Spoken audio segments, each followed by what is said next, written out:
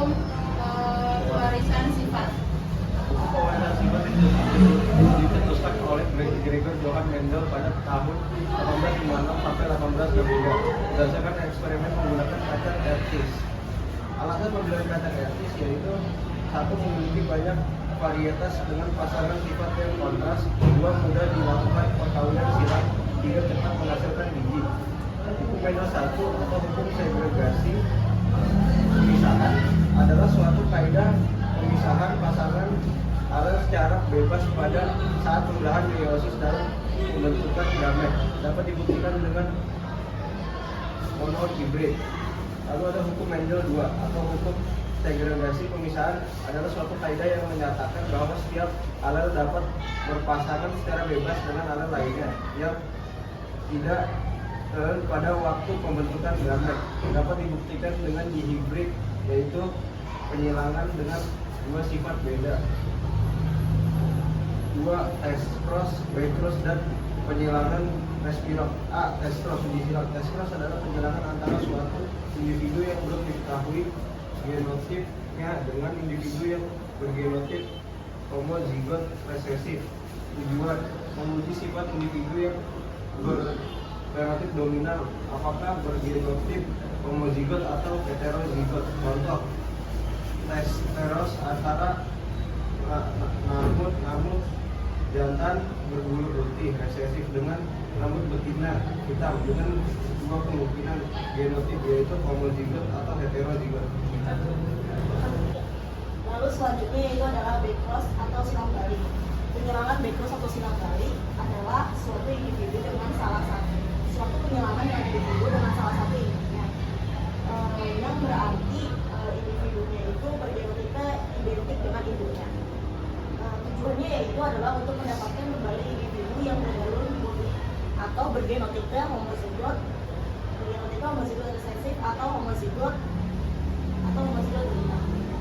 Lalu selanjutnya adalah penyilangan respirah, adalah penyilangan ulang dengan menukarkan jenis kelaminnya.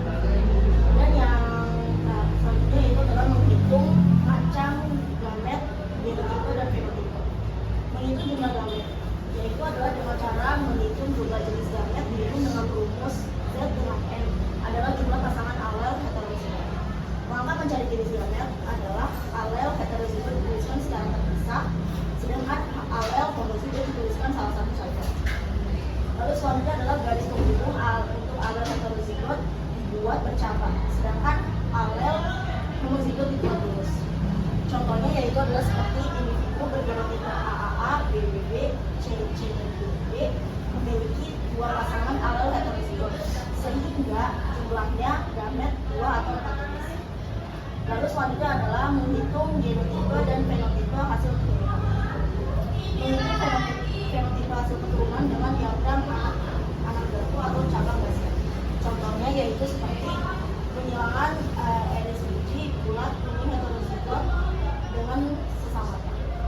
Yaitu selanjutnya adalah dua hubungan antara jumlah sifat beda dengan jumlah kemungkinan genotipe F2, yaitu dapat dilihat sebagai tabel dari berikut, yaitu adalah jumlah perbandingan antara hubungan antara jumlah sifat dan jumlah kemungkinan genotipe F2. Lalu ada penyimpangan semu hukum Mendel. Yang pertama yaitu interaksi antar rel, yaitu kodominan atau kodominans, ya, di mana dua alel dari suatu gen yang diekspresikan secara bersama-sama dan menghasilkan fenotip yang berbeda dan pada individu genotip heterozigot. Sebagai contoh itu yaitu alel-alel yang mengatur golongan darah pada manusia dengan sistem M sampai N di manusia.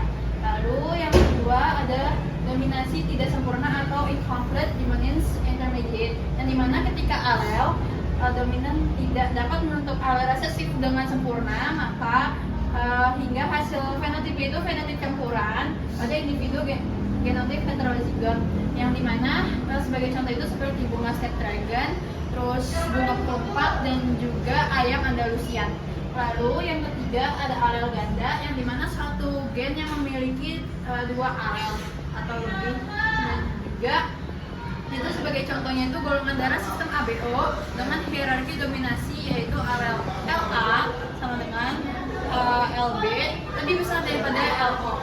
Lalu yang keempat ada alel letal yang dimana penyebab kematian pada pemilik letal itu sendiri. Nah itu dibagi menjadi 3, yaitu ada alel letal dominan yang dimana pemilik alel letal tersebut akan mati sebelum lahir, sedangkan yang bergenotip heterozigot alami subtal atau mutasi. Yaitu alel letal resesif, yaitu hanya menyebabkan kematian pada yang bergenotip homozigot resesif. Lalu yang ketiga ada alel subletal di mana alel homozigot dominan atau homozigot resesif sebabkan kematian pada pemilik saat usia anak-anak atau dewasa. Nah, lalu yang kedua yaitu interaksi genetik. Yang dimana yang pertama itu ada atavisme, yaitu beberapa gen yang menghasilkan sifat baru, yaitu sebagai contoh bentuk jagar ayam pada ras ayam ras ataupun ayam negeri. Lalu yang kedua yaitu epitasis dan hipotasis, yaitu dimana interaksi suatu gen akan gen lainnya yang bukan sealel, yang dia memiliki 3 bagian, yaitu epitasis dominan, yang dimana gen yang menutupi kerja gen lainnya dengan sifat dominannya, yaitu sebagai contohnya karakter warna buah labu, yaitu cucurbita purpura. Lalu yang kedua yaitu epitasis resesif, yang dimana gen yang menutupi kerja gen lainnya bersifat resesif, yang sebagai contoh itu karakter warna rambut pada tikus.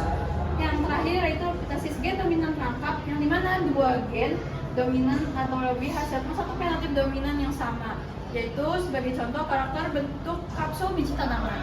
Lalu epitasis gen rangkap dengan efek kumulatif, yang dimana kondisi dominan atau homozigot atau heterozigot fokusnya itu hasilkan fenotip yang sama. Yang sebagai contohnya itu karakter warna pada biji gandum. Lalu yang ketiga itu ada polimeri, yang dimana interaksi 2 gen atau lebih mempengaruhi suatu sifat yang sama. Nah, yang dimana itu contohnya itu karakternya pada warna biji gandum juga. Lalu ada kriptomeri, yang dimana sifat gen dominan tersembunyi jika sendiri akan tampak ketika berpengaruh atau jika bertemu dengan gen dominan yang bukan sealel dengannya. Nah, contohnya itu karakter warna bunga di Linaria marocona. Lalu ada yang terakhir itu komplementer, yang dimana interaksi gen-gen dominan saling melengkapi. Sebagai contoh yaitu karakter bunga Lathyrus odoratus. Ya, di sini aku mau jelasin tentang tautan, pindah silang, dan gagal berpisah. Jadi yang pertama itu ada tautan atau dalam kurung LinKG. Tautan adalah peristiwa 2 gen atau lebih yang terletak pada kromosom yang sama dan tidak dapat memisah secara bebas pada waktu pembelahan meiosis. Nah, jadi tautan itu terbagi menjadi 2. Yang pertama ada tautan autosomal. Jadi tautan autosomal itu tautan yang dipelajari melalui penelitian terhadap karakter sayap lalat buah atau Drosophila melanogaster. Nah, yang kedua ada tautan seks atau seks LinKG, yaitu dipelajari melalui penelitian terhadap karakter warna mata lalat buah dalam kurung Drosophila melanogaster. Lalu di sini ada juga penjelasan tentang pindah silang atau crossing over. Crossing over adalah pindah bertukarnya gen-gen yang terdapat pada kromosom lainnya yang sehomolog maupun yang bukan sehomolog. Yang terakhir ada gagal berpisah atau non-disjunction.